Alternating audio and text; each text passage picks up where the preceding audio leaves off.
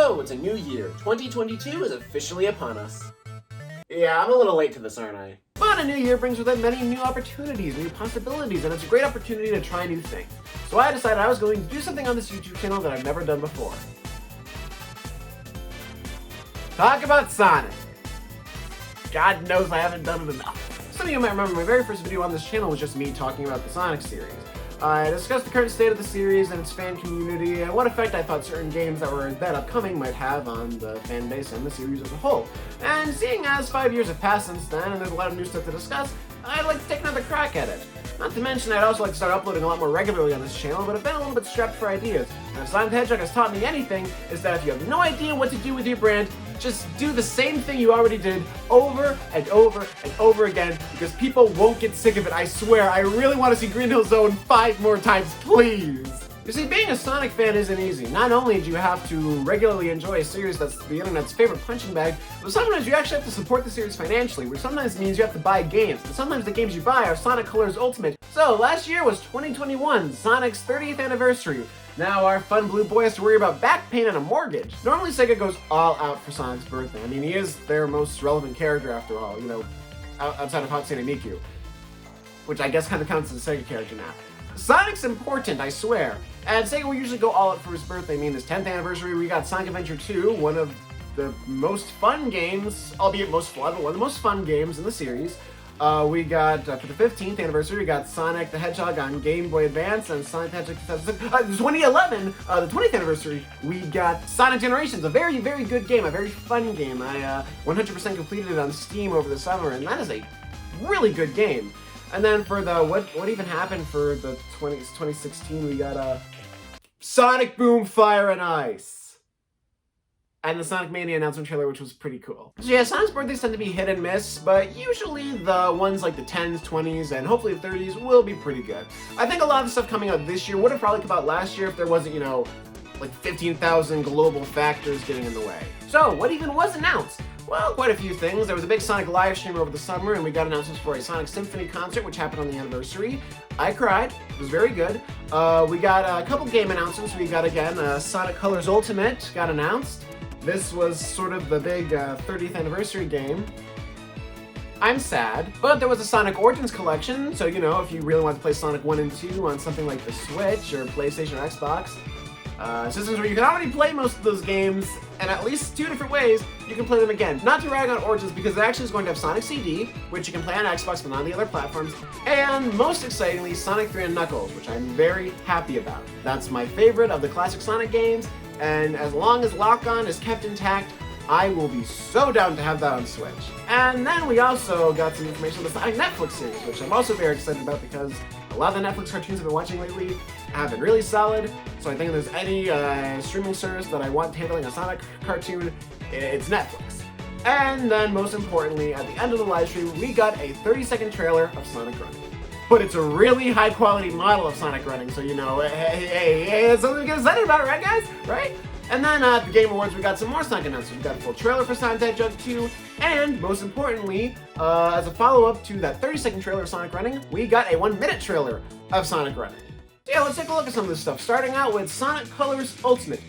This released in September, and it was okay. Okay, this game launched in a completely broken state, especially on Switch. I bought it the day it came out, I played it a bit, was disappointed, I tried playing it multiple times. I got to like the final boss just by like playing a couple hours. And I just couldn't beat it. I don't know if it was like the different music, I just did not have the heart to actually go through beating it, especially because the final boss was my favorite part of the Wii game. So I don't know, I just couldn't do it. Over Christmas break I went and finished this and like, you know, it's fine now. Most of the stuff has been patched out. But it really just is, unfortunately, an unremarkable game. Like, a lot of my issues with this game just come down to it being, you know, a Wii game. And Sega, well, they were more used to working on stuff like Unleashed and Generations, which was also in, like, development around the time this was released. So, like, when comparing those games to Colors really comes up short in a lot of ways. Compared to the rest of Sonic's Wii library, like, looking at, you know, like, Secret Rings and stuff like that, this was a great game for the Wii. This was the best Sonic game on the Wii. But comparing it to a lot of the series output around that time on other platforms, and especially with the Xbox One version of this game, when you can play something like Generations or Unleashed, which not only look a lot better, but run a lot better on the newer Xbox hardware. It's just really hard to justify this game. Like, I'm glad it's here because of accessibility purposes. Like, Wii games are not the easiest thing to play right now unless you have a Wii or, you know, a Wii U. The whole thing about this game is just, it's very unremarkable, and I don't feel like enough was done to it to justify a big modern port. It's a fine game and a decent pickup if you're just kind of looking for like a fun platformer, but it's just very unambitious. A lot of its design philosophy, there's far more 2D sections than 3D sections. A lot of the 3D sections feel fairly automatic, 6 zones. A lot of it feels almost more like a spiritual successor to Sonic 1. And I think that's part of the reason it did so well on the Wii, because the Wii was the system for retro revivals. You had New Super Mario Bros. Coming out a year prior, Donkey Kong Country Returns coming out the same year as the Wii version. So the Wii's audience, which was a great place for people to not only get into gaming for the first time, but for a lot of people who had been into gaming to get back into it, it was a great game. But comparing it to a lot of modern stuff, I just feel like it does come up short. And not even comparing it to modern stuff, just the stuff that was kind of, the Sonic series was doing around the time of its release. If you're really desperate for a Sonic game on PlayStation or Switch, get this. But if you have an Xbox, why are you playing this instead of like Generations Unleashed or Mania or like any of the... You can play Sonic the Fighters on Xbox. Why are you still even talking to me? So yeah, that game was a little bit of a misfire, but you know, a lot of stuff has kind of come out. You know, Blind Scroll Games was very rushed on this project. I don't think they really had the proper resources to create the project to the level of quality they really wanted to. I don't think anybody at Sega or Blind Scroll Games said, hey, you know what would be funny if we released this broken and finished game? But that's kind of saying that like the deluxe edition came with early access, and early access was exactly like what it is on Steam, except like not with the promise that it will be patched out later. So that kind of covers this. I don't really want to talk about it again, so that's going away now. But there is quite a few other things to talk about, because going into 2022, we have a lot of really cool stuff on the horizon. So I thought it'd be fun to take a look at some of that stuff. And we're going to start out with the first release of the year, the Sonic the Hedgehog Lego Idea Set. I was very excited for this. I was like very excited back when it was first announced. And having built it, it's really cool. I like it a lot. It was a very fun build, a little tedious with all the, you know, the checkering on the panels, but it looks great. I love the way Crab Meat and the Motobug look. Eggman, I really like the figure up until his face. The nose just, I think there may have been better ways to translate the nose into Lego. And I do really like the Sonic minifigure, and the set in general, it just looks really great. However, looking at the Lego Ideas pitch and then comparing the set, it is impossible for me not to feel a little underwhelmed. I mean, the Sonic Mania set pitched had the Death Egg robot, it had the hard-boiled heavies, it had all these cool things, and the set we got, while really cool, feels more of a nod to Sonic 1 than directly to Sonic Mania. And while that's all well and good, and makes for still a very cool set, I do kind of wish we got some of the other things in with it. However, I'm a pretty avid Lego collector, so I did notice these things, and this gives me a lot of hope. You see, these little connector pieces are usually included in sets like the Harry Potter Hogwarts castles and stuff like that, where it's a set that's designed to be able to connect to other sets. So maybe this is just here so, you know, they have it. But what I'm hoping we'll see is sort of a line of these Sonic sets. Now, I don't know how Lego kind of expands and stuff with idea sets. There have been cases where like an idea set has been released and then kind of turned into a whole theme, like with the Ghostbusters sets. And I don't know if we will see continuous releases for Sonic the Hedgehog, but I would really like that. I think it would be really cool to not only have a bunch of sets sort of brought in, like I would love to have a set based on Chemical Plant Zone, Angel Island Zone, even like some of like the Game Boy Advance games if you want to dive into that. What I think we'll probably see is like Chemical Plant and then a release of Studiopolis. They might include minifigures of Tails and Knuckles, and they might include the Hard-Boiled Heavies and those, which would be pretty cool. You know, each set kind of connects to each other, and each one has a different character, a different hard-boiled heavy, and you can connect them all to kind of create this cool little set and showpiece. And if they did all the zones from Sonic Mania, that would be amazing, and would be really cool. So yeah, this is a Lego. It's obviously going to be a lot of fun, and it was really fun to build, and it's a really well-designed set. I like it a lot.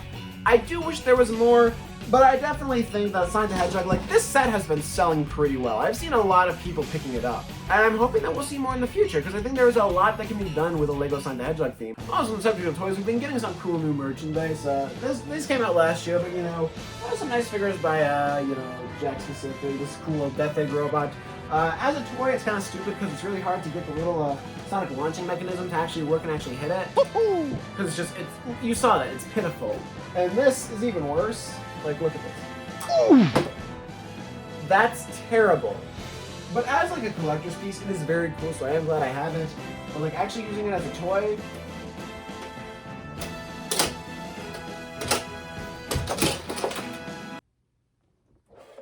didn't even like really work.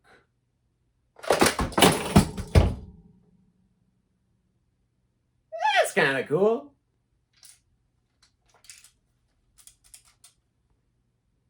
Yeah, something's broken in there. But yeah, I think Jazz Pacific is doing a pretty good job with the Sonic toys, and they're probably gonna make a lot of new stuff coming up, so it's definitely something to keep an eye on. But I'd say for me, Lego Sonic is definitely far more exciting, and hopefully we'll get some expansions on that in the future, because that would be really cool. So next up, let's talk about the Sonic movie.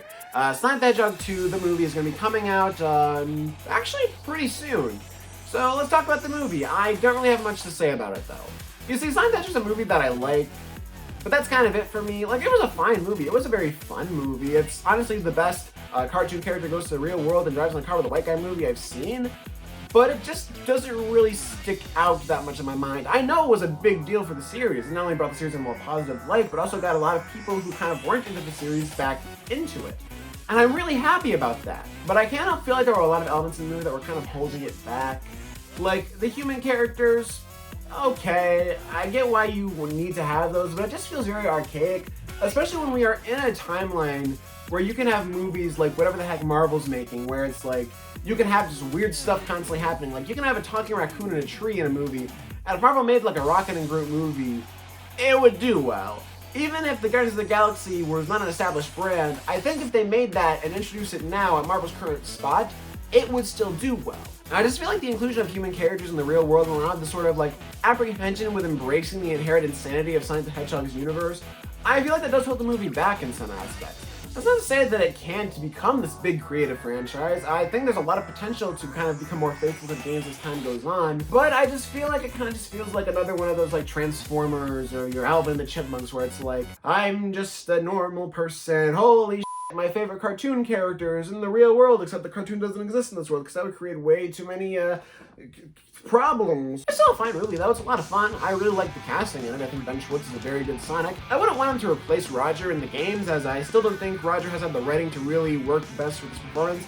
He's a great actor, he's just been given a lot of bad scripts, but that should be changing soon, which I'm very excited about. I know a lot of people are really excited about the fact that the film has been using a lot of Sonic Adventure imagery, and like, Sonic Adventure is my favorite Sonic game, but I have a very hard time actually getting actively excited about that, and it's just the fact that the Sonic series has this really bad habit of, instead of being inventive, it kind of just reuses what worked from the past and sort of like uses the past as a crutch in many aspects, and I feel like it should not be used that way. I feel like your past ideas should be used as a springboard to create new ones, not as something to fall back upon. Like, I love the Green Hill Zone, but if I see it one more time, I'm gonna jump into a spike pit without rings.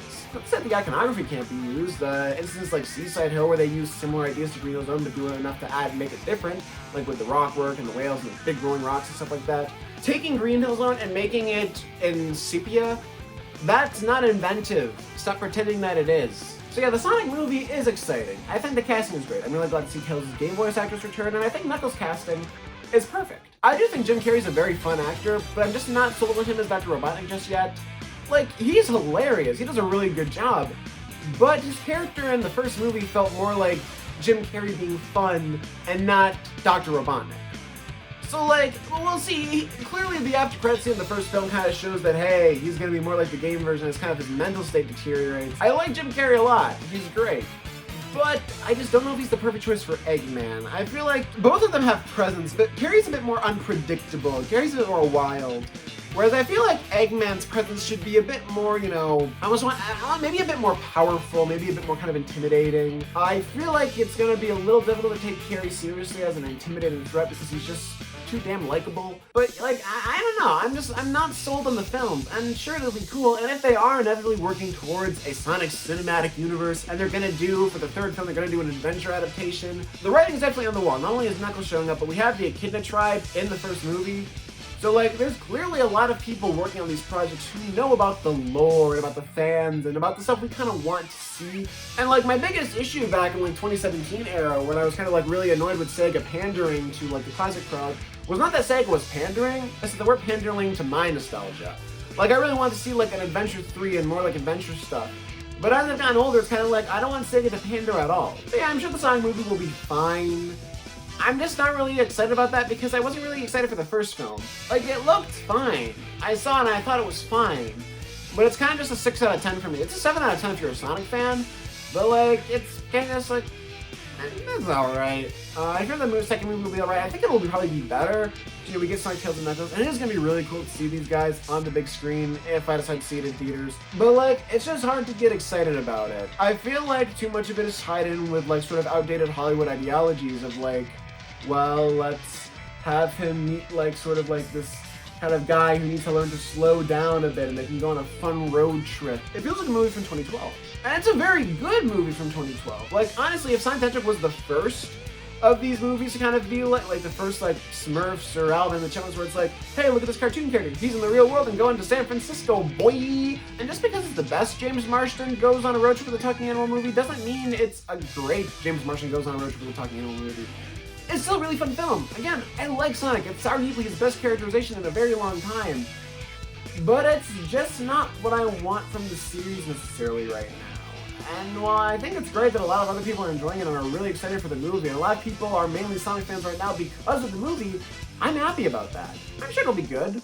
I'm really glad that Idris Elba has been doing so much work to kind of like understand Knuckles' motivation. I think that's honestly amazing. And it's gotten me really excited to see his portrayal of the character. But I don't know. We'll see. I'm sure it'll be good. I'm sure it'll be fine. It will definitely do well at the box office, and it will because it's probably gonna be the only thing people are gonna like legitimately want to see. Sonic the Hedgehog will do well. It'll be a great family film. Take the kids, take the wife, take the ex-wife, take your new girlfriend. I don't know. But what I'm definitely more excited about is going to be the new Sonic Prime series coming to Netflix. Now, am I excited for Sonic Prime because the series does only make it Netflix avatars for it and I can make my Netflix profile have the Sonic picture on it? Not gonna lie, that's part of the reason. But also because I just think the idea of an animated Sonic series could be really interesting. And if it's given a story-driven approach like something like Sonic Sat AM, like here's the thing, story-driven cartoons back in the day were tough to do because, you know, with reruns, you wouldn't always be able to watch all the episodes in order, which is why something like Sonic Sat AM was great. I don't think it could have reached its full potential as a deep, story-driven Sonic series. There's a lot of filler episodes in that show, a lot of episodes that are kind of just okay. There's great episodes, but there's also some that aren't. However, I think the idea of Sonic Prime, a big, story-driven animated Sonic epic, could be absolutely incredible, especially because the concept of Sonic Prime actually isn't anything new. Not to say that the idea isn't new, but I'm more referring to the title of Sonic Prime and what it means, and what it might be able to tell us about the series. You see, there's a Sonic comic from back in the day where there was this big storyline, you know, after they kill Eggman in issue 50, you know, spoilers, they're like, wait, we killed Eggman, what the hell are we going to do with these characters now, because the comic isn't canceled or anything. So, you know, they have all this cool stuff where Sonic would go into other dimensions because the Sonic in that dimension either needed help or was useless or something. So there was a sideways Sonic that had a cool, like, Power Ranger outfit who was Sonic the Zone Cop, and he would come in and say, hey Sonic, you're Sonic Prime, so this is your job to fix this. And he would go through all these fun, crazy dimensions and do all this weird stuff. The fact that Sonic Prime does seem to be about dimension hopping does seem like it might take inspiration from that idea. I don't know how much it will lift. Like, if we see characters like Sally or Antoine in the series, I'd be very happy if they were, like, even had a cameo, but I don't know if that's legally possible right now, because that whole situation's a mess. But yeah, the idea of a story-driven Sonic cartoon, especially when we're Ian Flynn, the best Sonic writer, is a creative consultant, I'm certainly very excited. I like Ian Flynn stuff a lot. This guy's made many of my favorite Sonic stories and favorite Sonic comics. Like, this guy wrote this. It's fucking amazing. Like, if you're telling me the guy that wrote this scene is going to be working on this and the games in the future, like, count me in. I am so down. Flynn is a talented writer and could really be what the series needs to kind of get back in fans' good graces in terms of its rating.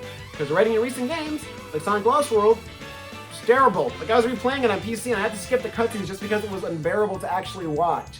It's well acted, but it's like, you can give the best damn performance of your life, but if you're saying gibberish, no one's gonna connect with it. Like, you can be crying in tears, but you can see you say, like, my cheese puffs ran away.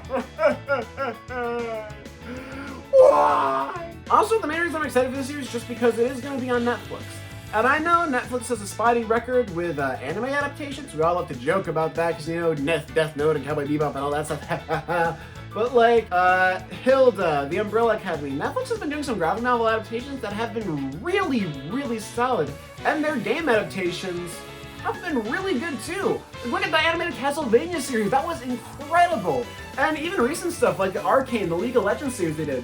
That's the most positively I've seen the internet talk about League of Legends in a very long time. So I think a Sonic series being on Netflix could be just what the series needs. Because I think the movies have some pitfalls, being stuck with a lot of those Hollywood ideas of, like, you know, he's in the real world, there's the real characters. Not say that real characters and Sonic stuff can't work, but, like, Sonic X would have been a way better series if we didn't have Chris Thorndike and his, like, Doc Brown dad and his Ninja Butler and all that other crazy stuff that was kind of just, like, holding the series back. Not that they weren't fun ideas, I just feel like it would have been a much better series if it was kind of like the comics and focused more on Sonic and Eggman and building a story around that. And I don't know if, like, Sonic Prime will be that, because it's got Sonic going on, like, a journey of, like, self-reflection and redemption. And that has me saying, what? Because, like, Sonic isn't really a growing character. He's kind of more of a static character where, like, stuff kind of happens around him, and there's characters in the series that grow. Like, Shadow goes through quite the arc, Tails goes through a bit of an arc in Sonic Adventure.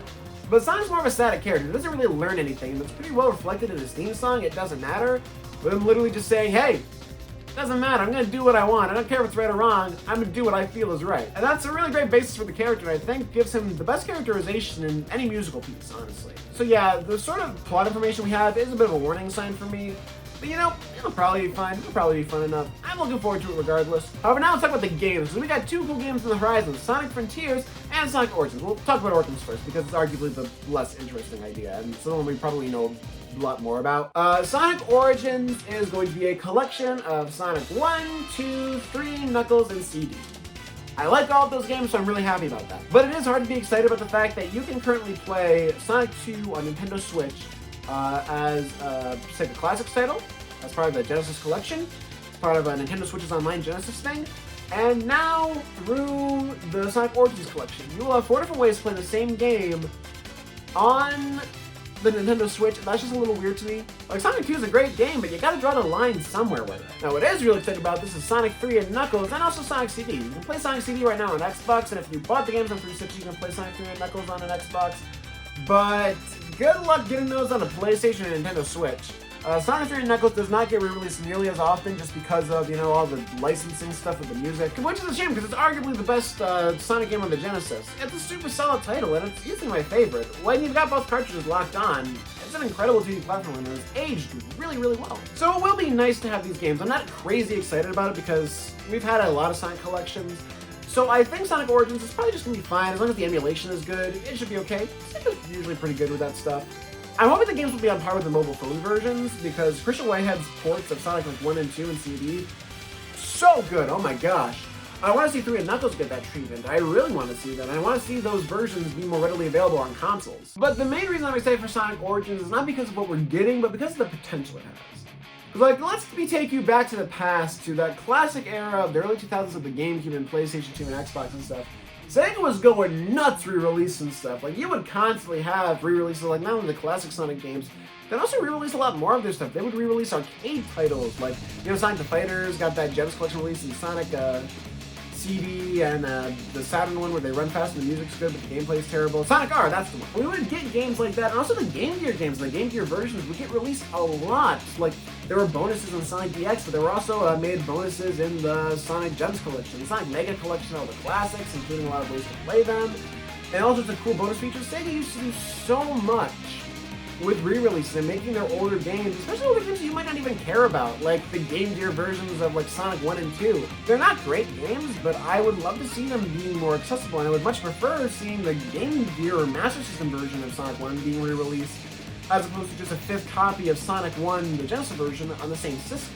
I just think the concept of Sonic Origins being this collection of games that has like multiple volumes even, that kind of go through the history of the series, could be so cool. Like, you'd have to cap it off somewhere. I'd say probably cap it off around like Unleashed, because that's still available on Xbox. And getting frame boosted, I don't think they'd probably be able to release it as a collection, unless it was like just that and Generations or Colors. Well, like just re-release Colors, so like probably cap it off at Sonic 06. All the games before that, but like you could do so much with that. You could have a Genesis collection, which is what we're probably getting right now. You could have a Game Gear collection. You could have a volume that focuses on like some of the obscure arcade Sonic titles. You could even include the video footage from the Sonic Popcorn Machine as a bonus. Or so like Waku Waku Sonic Patrol Car, you know, Sega Sonic the Hedgehog, if you can kind of get the emulation controls on that right. There's a lot of potential here, even for like adventure re-releases. Like, I'm sure adventure remakes are probably something Sega's been considering for a while. Given how well the Crash Bandicoot and Spyro remakes did, and also other games from that era, like, you know, Resident Evil 2, I think it's very possible that Sega could be working on remakes of Sonic Adventure 1 and 2. And God, do those games need them, because they're some of my favorite games.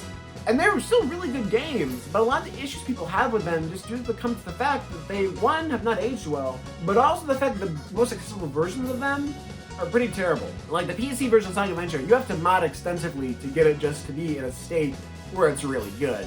And similar with like Sonic Adventure 2, I run into more issues with the PC port of that game than any other title in the series. And I had Sonic 4 Episode 2 bricking my computer, so I think if they could kind of remake them or even just kind of put out a version that, like, the original Dreamcast version that fixes a lot of the issues people have with, like, the bad ports, I think it could help people see the series and these games in a much better light. I think it could go a long way towards Sonic's so-called redemption that it seems like Sega's been kind of working at for a while. And so yeah, Sonic Origins as a game, not very exciting. I just hope the emulation is good. But as a franchise and as a series, there is so much potential. I think that could be really cool. But the big thing I want to talk about is going to be Sonic Frontiers. And I don't know what we're really going to talk about because we don't know much about it. We don't know anything about Sonic Frontiers. It's going to be an open world Sonic game. Cool concept. We got a trailer of Sonic running for 30 seconds. It's like, looks cool. We got a 1-minute trailer of Sonic running, and like that looks cool too. But the main reason I'm excited for Frontiers is not because of what we've seen, but because of kind of the behind the scenes stuff. There's a lot of leaks that sound promising, but also the fact that we know Ian Flynn is the head writer for the game. Thank you. That's going to mean that even if the gameplay is terrible, at least we'll have a decent Sonic story. I'm very excited about this game, but I am apprehensive toward it too. A few reasons. One, it's going to be on Switch, which scares me. Because here's the thing, I love the Nintendo Switch, and it's a great way to play games like Doom 2016 and like stuff like that. But if you want to get like a full modern game that takes full advantage of hardware like the PlayStation 5 and Xbox Series X, it's not going to run well on Switch. It's another league apart. And like, the thing is, you don't play the Switch for power, you play it for convenience and portability and great exclusives. But the fact that it's coming to Switch and also last-gen platforms really means that it won't be taking full advantage of the next-gen hardware, which is a little disappointing, I'll be honest. Now granted, the game probably started development around the time, a little bit after Sonic Force's release, so it was definitely being made with the PlayStation 4 and Xbox One in mind. And so I'm sure because of that, it will still run fine on Switch, because like, it's still coming to those consoles too. But just looking at something like Unleashed Generations on the Xbox One X, and seeing how well those games run and how great they look, really made me wish we could see a Sonic game fully optimized for next-gen consoles. And we probably won't get that until the 35th anniversary at best, because these games are taking a lot longer to make, and I'm hoping that means that we'll get higher quality games. But Forces took a long time to make, and